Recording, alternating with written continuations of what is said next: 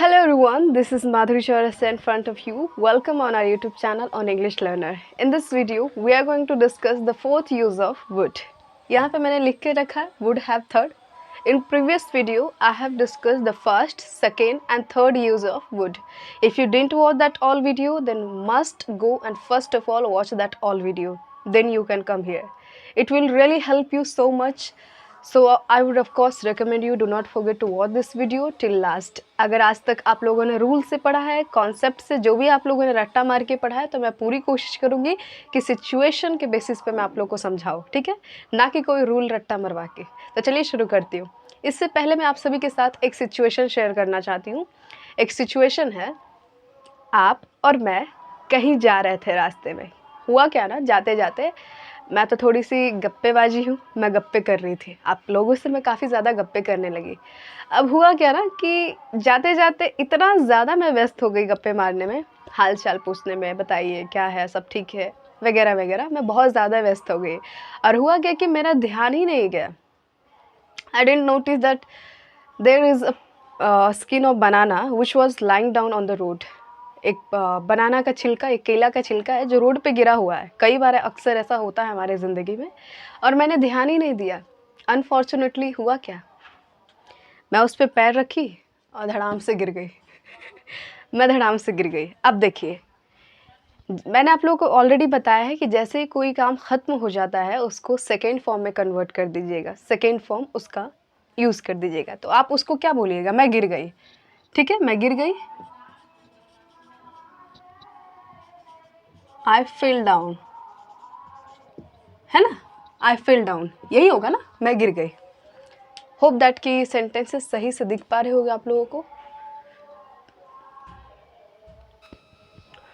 Okay, if it's not visible for all of you then kindly adjust, because I can't do anything else despite it. मैं इससे ज़्यादा और कुछ नहीं कर सकती हूँ। मैंने पर्दा भी लगा दिया खिड़की के पास, फिर भी यदि नहीं दिख रहा होगा तो मैं बोल बोल के आप लोग को बता दूँगी, ठीक है। अब सिचुएशन नंबर 2, फर्स्ट सिचुएशन में क्या हुआ कि मैं गिर गई, आप लोगों ने मुझे बचाया भी नहीं। पर सेकेंड सिचुएशन में आप लोगों को बताती हूँ कि मैं और आप जा रहे थे रोड पे, वही सिचुएशन है। जाते जाते मैं इतना ज़्यादा व्यस्त हो गई कि मैंने ध्यान ही नहीं दिया कि केले का छिलका भी गिरा हुआ है, और फिर मैं पैर फिसल गया, मेरा पैर फिसल गया। और हुआ क्या ना, पैर फिसल गया, जैसे ही मैं गिरने वाली थी, जैसे ही मैं गिरने वाली थी, इस बार आप लोग क्या किए पता है, आप लोगों को ध्यान था कि नहीं नहीं ये गिर जाएंगे, उससे पहले मैं बचा लेता हूँ, तो आप लोगों ने मुझे बचा लिया। जैसे ही मेरा पैर स्लाइड होने वाला था वैसे ही आप लोगों ने मुझे बचा लिया। पर मैं यहाँ पे पूछना चाहती हूँ, क्या मैं गिर गई यहाँ पे, क्या मैं गिर गई फर्स्ट सिचुएशन के अकॉर्डिंग? जैसे मैं फर्स्ट बार गिर गई, सेकेंड बार भी मैं गिर गई? नहीं, गिरते गिरते रह गई, यानी आप लोगों ने मुझे बचा लिया। तो देखिए, ध्यान रखिएगा, जब भी कोई काम होते होते रह जाता है, गिरते गिरते रह गई, होते होते वो काम हो, मतलब होते होते रह गया पर हुआ नहीं, तो उसके लिए क्या होता है पता है? ये तो मैं यहाँ लिख देती हूँ। फर्स्ट सिचुएशन के अकॉर्डिंग क्या हुआ, मैं गिर गई, लेकिन सेकेंड सिचुएशन के अकॉर्डिंग मैं गिरी नहीं, बस गिरते गिरते रह गई। ये बात ध्यान रखिएगा और लिख लीजिएगा नोट पॉइंट में कि जब भी कोई काम गिरते गिरते रह जाता है उसके लिए would have third form use किया जाता है, ठीक है। इसको ऐसे करके नोट कर लीजिएगा, नोट में लिखिएगा कि जब भी कोई काम होते होते रह जाता है उसको वुड हैव थर्ड से बताया जाता है, ठीक है। आगे देखती हूँ, एक सेंटेंस बनाते हैं। सेंटेंस है ये, इसी के बेसिस पे आप लोग ना ज़िंदगी में ऐसे बहुत सेंटेंसेस बोलते हैं, अरे यार मैं गिरते गिरते रह गई, ठीक है, उसने मुझे बचा लिया, नहीं तो मैं गिर ही जाती। तो यानी कि मैं गिरते गिरते रह गई और कोई मुझे बचा लिया। ये याद रखिए कि इसको कैसे बनाना होता है।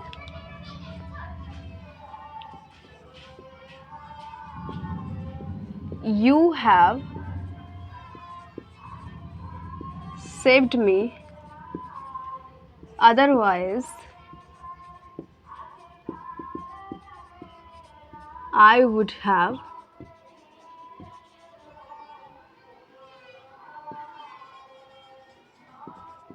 fallen down, ठीक है। You have saved me, otherwise I would have fallen down। इस तरह के सेंटेंसेस बनाइएगा, ठीक है। अभी उस पॉइंट पे नहीं आए हो, ठीक है, अभी उस पॉइंट पे हम लोग नहीं आए। सेंटेंसेस बनाइएगा कि जैसे कि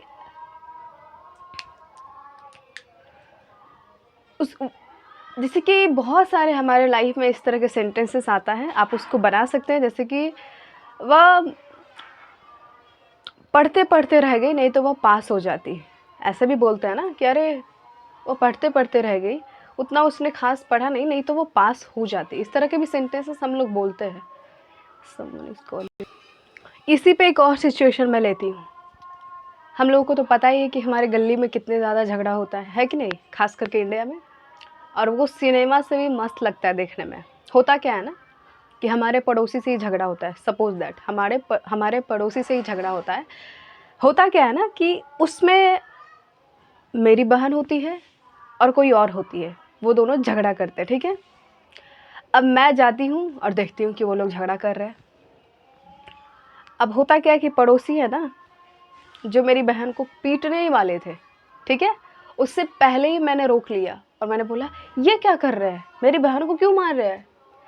तो वो रुक गए। बहुत गुस्से में थे, बहुत ज़्यादा, लेकिन फिर भी रुक गए, मेरे कहने पे रुक गए।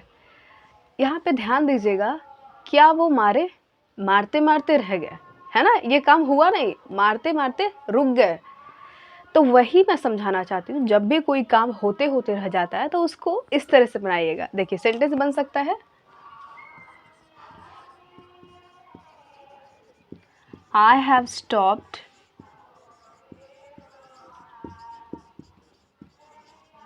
otherwise she would have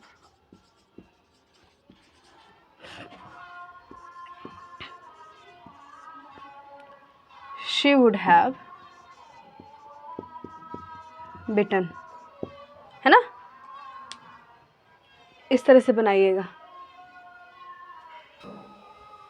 ठीक है। इसी पे हम लोग और भी ऐसे वाक्य बोलते हैं, जैसे कि अरे यार मैंने पढ़ा नहीं, नहीं तो मैं पास हो जाती, है ना। ऐसे भी तो बोलते हैं, अरे यार मैंने पढ़ा नहीं, नहीं तो मैं पास हो जाती। चलिए इसको कैसे बनाते हैं ये देखते हैं। I did not study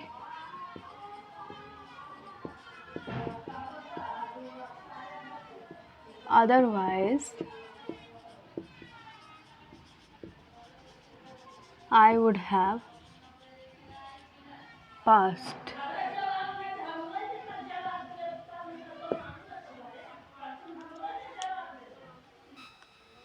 ठीक है, इस तरह से बनाया जाता है। अरे यार मैंने पढ़ा नहीं, नहीं तो मैं पास हो जाती हूँ। वैसे सेंटेंसेस है ना, इस तरह से बनाया जाता है। अब आप लोग एक होमवर्क के रूप में ये कमेंट में करिएगा, अरे यार मुझे पता नहीं था कि तुम्हारा बर्थडे है, नहीं तो मैं आपको ज़रूर विश करती। इस सेंटेंस को कैसे फॉर्म किया जाता है कमेंट में करके आप लोग ज़रूर बताइएगा। लेकिन फिर भी अभी ये टॉपिक पे नहीं आया है, ये तो बस आप लोग को समझाने का एक तरीका है, ठीक है। अब मैं आप सभी से एक प्रश्न पूछना चाहती हूँ, क्या मेरे लिए संभव है कि मैं वापस पास्ट में जाकर पढ़ाई कर सकूं और पास हो जाऊं? क्या ये संभव है? Is it possible? नहीं ना, एक क्षण भी मैं पीछे नहीं जा सकती हूँ, नहीं जा सकती हूँ सिवाय कल्पना करने के अलावा। हाँ, पर ये तो मैं कह सकती हूँ ना, अगर मैं पढ़ लेती ना भाई, अगर मैं पढ़ लेती तो मैं पास हो जाती। तो ये कल्पना ही तो है ना। सिवाय कल्पना करने के अलावा मेरे पास और कोई ऑप्शन है नहीं, है ना। और आप सभी को पता है कि कल्पना के लिए किस वर्ड का यूज़ किया जाता है, उसके लिए इफ़ वर्ड यूज़ होता है ना। आप सभी को पता है कल्पना के लिए इफ़ वर्ड का शब्द, इफ़ जो होता है ना, उसके लिए यूज़ किया जाता है, वो यूज़ होता है। अगर मैं पढ़ लेती तो मैं पास हो जाती, ये भी तो सच्चाई है ना, ये भी तो एक सिचुएशन बन रही है। हालांकि वो अलग बात है, मैंने पढ़ा नहीं और मैं पास हुई नहीं, पर अगर मैं पढ़ लेती तो मैं पास हो जाती, ये भी तो सच्चाई है ना। तो देखिए, जब भी इस तरह का सिचुएशन बने कि अगर ये काम हो जाए, हो जाएगा, अगर ये काम हो गया तो वो काम हो जाएगा, यानी अगर ये काम हो जाए तो वो काम हो जाएगा, उसके लिए पता है कैसे फॉर्म किया जाता है? ये तो इफ़ आप लोग को पता चल गया कि कोई भी कल्पना, यानी कि अगर मैं ये कर सकती तो उसके लिए इफ़ वर्ड यूज़ होता है। लेकिन मैंने बोला, नोट में लिख लीजिएगा कि जब भी कोई काम ये वाला हो जाए तो वो वाला भी हो जाएगा, उसके लिए इफ़ आई हैड थर्ड, याद रखिए ये जो अदरवाइज़ है ना, एक नोट में लिख लीजिएगा, जब भी आगे में इफ़ आए, ठीक है, जब भी आगे में इफ़ आए तो अदरवाइज़ के जगह पे कॉमा यूज़ होगा और अदरवाइज़ कट जाएगा और उसके बाद जो है वो लिखा जाएगा, आई वुड हैव थर्ड। देखिए मैं बेसिकली आप लोग को क्या समझाना चाहती हूँ, ये तो बस ऐसे ही आप लोगों को सिचुएशन में समझा रही थी, मेन तो मुझे ये समझाना था। वो सब तो बस ऐसे ही मैं पढ़ा रही थी आप लोग को, मेन मुझे ये समझाना था, ध्यान रखिएगा, वो सब बस ऐसे ही था, मेन मुझे ये टॉपिक आप लोग को समझाना था। यानी एक बात याद रखिएगा, यहाँ पे अदरवाइज़ है ना, वो कट के कॉमा हो गया। क्यों कॉमा हो गया? क्योंकि आगे हम लोगों ने इफ़ यूज़ किया है। यानी जब भी आगे में आप इफ़ का यूज़ करते हैं, उसके बाद जो अदरवाइज़ होता है वो कट करके कॉमा हो जाएगा, और कभी भी आप अदरवाइज़ नहीं लिख सकते हैं इफ़ लगाने के बाद, समझ गया ना? उसके बाद कॉमा ही यूज़ कीजिएगा। तो बेसिकली मैं क्या आप लोगों को बताना चाहती हूँ, यही कि अगर ये काम हो जाता ना तो वो काम भी हो जाता। सच्चाई तो ये भी है ना कि अगर मैं पढ़ लेती तो मैं पास हो जाती, तो उसके लिए अगर मैं पढ़ लेती, if I had studied I would have passed. If I had studied, आपको यहाँ पे क्या कर देना है, बस यहाँ पे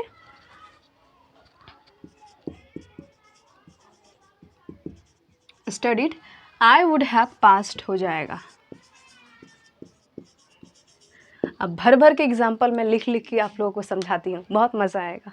हाँ, so I have written down this thing due to lack of space. मुझे यहाँ पे लिखना पड़ा और थोड़ा सा डिस्प्यूट हो गया, पर एडजस्ट कर लीजिएगा। इस तरह से आप लोग हाईलाइट करके लिख लीजिएगा, if I had third I would have third, ठीक है। अब चलिए मैं एक बात बताती हूँ। सपोज दैट मैं मार्केट जाती हूँ, सब्जी लाना मेरा ही काम होता है। मेरी मम्मी बोलती है कि अच्छा बैंगन लाई, तो मैं उनको बोलती हूँ अगर आप मुझे बता देते तो मैं ले लाती, पर क्या वो बताए? अगर ये काम हो जाता तो वो काम हो जाता, पर बताए नहीं ना मेरी मम्मी, सिंपल सी बात है। तो वहाँ पे मैं सेंटेंस कैसे बोलूँगी? If you had informed me, if you had informed me I would have brought the vegetable. तो इसको कैसे बनाइएगा? देखिए इस तरह से बनाया जाएगा, if you had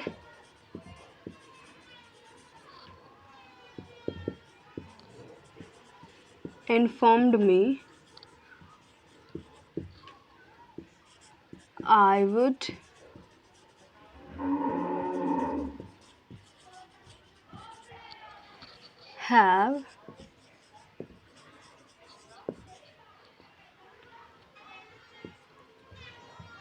have brought।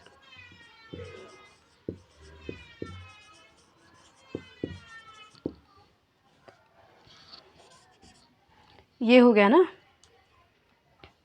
देखिए हो गया कि नहीं? इस तरह से बनाइए। मैं एक बात आप लोगों से और बताना चाहती हूँ। हमारे घर में तो बच्चे होते ही हैं। सपोज दैट एक बच्चा है और उनका पापा घर पे आते हैं और वो बच्चा कहता है, पापा सुनिए, अगर आप नहीं आते ना तो मैं खुद आ जाता। किस लिए? मार्केट लेकर जाने के लिए, और फिर क्या, चॉकलेट वगैरह खिलाने के लिए। तो बच्चा देखिए क्या बोलता है, पापा अगर आप नहीं आते ना तो मैं खुद आ जाता।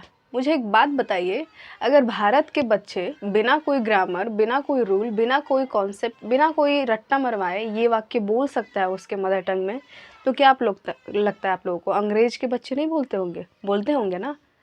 तो फिर क्यों ये रूल और रट्टा मरवाते हैं? सिचुएशन समझिए, टॉपिक बहुत ईजी होता है। जो मुझे बताना था वो मैंने बता दिया। बाकी अब आप लोगों के पे डिपेंड करता है कि आप रूल रट्टा मार के सीखते हैं या सिचुएशन प्रैक्टिकली सीखते हैं। अगर भारत के बच्चा वो वाक्य बोल दे रहा है कि अगर आप नहीं आते तो मैं खुद आ जाता, यही वाक्य तो बोला ना। तो फिर हम लोग क्यों नहीं बोल सकते हैं? देखिए वो सेंटेंस कैसे बनेगा। गाय है। If you had not come I would have